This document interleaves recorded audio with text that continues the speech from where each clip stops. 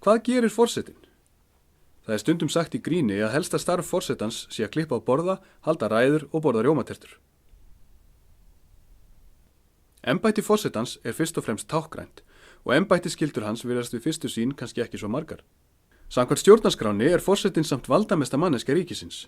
Forsetinn er númer 1. En aðeins innan gæsalappa. Formlega séð hefur forsetinn mjög mikil völd, en hefur samt takmarka leyfi til að nota þau, því hann þarf alltaf að fá aðra til að framkvæma vald sitt. Og hverju skyldi nú þessi aðrir vera? Á Íslandi skiptist vald ríkisins í þrennt. Forsetinn fer formlega séð með löggjafarvaldið og framkvæmdavaldið, en ekki dómsvaldið. Hann þarf hins vegar eins og áður sagði að láta aðra að framkvæma vald sitt. Alþingi sér löggjafarvaldið og ráðherrar í ríkisstjórn og önnur stjórnvöld sjá framkvæmdavaldið. Forsætisráðherrann er því í framkvæmd valdamesta manneskja ríkisins, en forsetinn er aðeins valdamestur innan gæsalappa. Alþingi sér að setja lög í landinu og forsetinn getur ekki haft nein afskipti af því hvernig lögin eru. Það eina sem hann gerir að skrifa undir þau. En það er mjög mikilvægt hlutverk enga síður, því lögin öðlast ekki gildi nema forsetinn skrifa undir þau. Þannig getur Alþingi ekki sett lög án forsetans og ennþá síður forsetinn án Alþingis. En hvað gerist ef forseti neitar að skrifa undir lög frá Alþingi? Ef forsetinn skrifar ekki undir, staðfestir hann þar með ekki lögin, heldur vísar þeim til þjóðarinnar.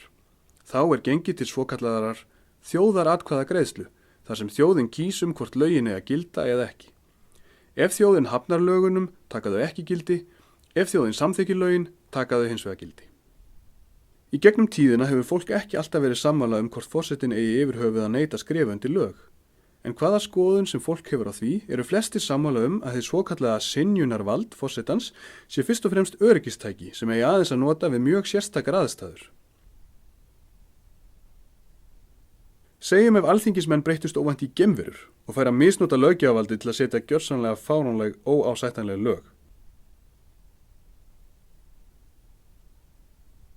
Þá getur forsetinn gripið inn í og sett það í hendur þjóðarinnar að samþykkja eða hafna lögunum. En það væru þingmennirnir þá greinilega farnir að hegða sér allt öðruvísi en kjósendur gátu búist við.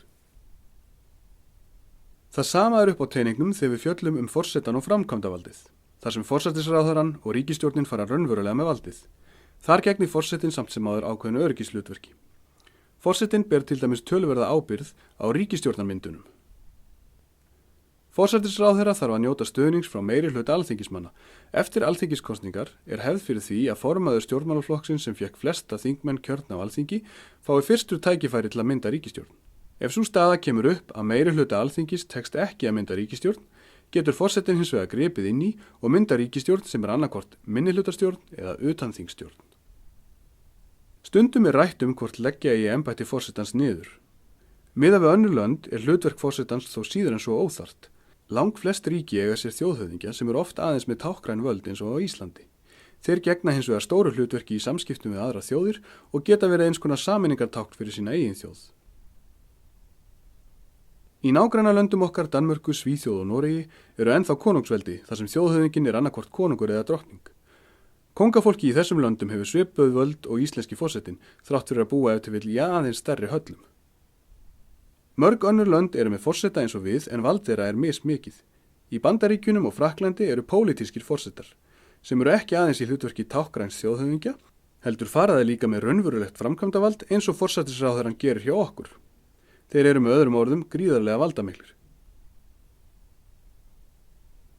Á Íslandi er forsetinn kosinn í beinni kosningu sem þýðir að kjósendur velja á milli einstaklinga, ólíkt alþingiskosningum þar sem fólk kýs ákveðna lista eða stjórnmálaflokka. Frambjóðandinn sem fær flest atkvæði verður forseti og situr í 4 ár þar til kosið er aftur.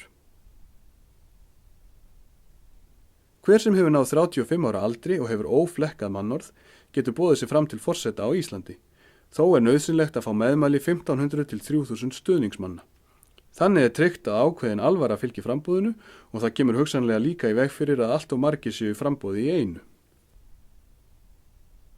Embætti forseta á Íslandi hefur stundum verið umdeilt. En þó er ljóst að hann hefur ákveðið öryggishlutverk. Það má segja að forsetinn sé eins konar öryggisvörður íslenska lýðveldisins og svo þarf auðvitað einhver að sjá að klippa á borða, að halda ræður og borða allar þessar rjómatertur.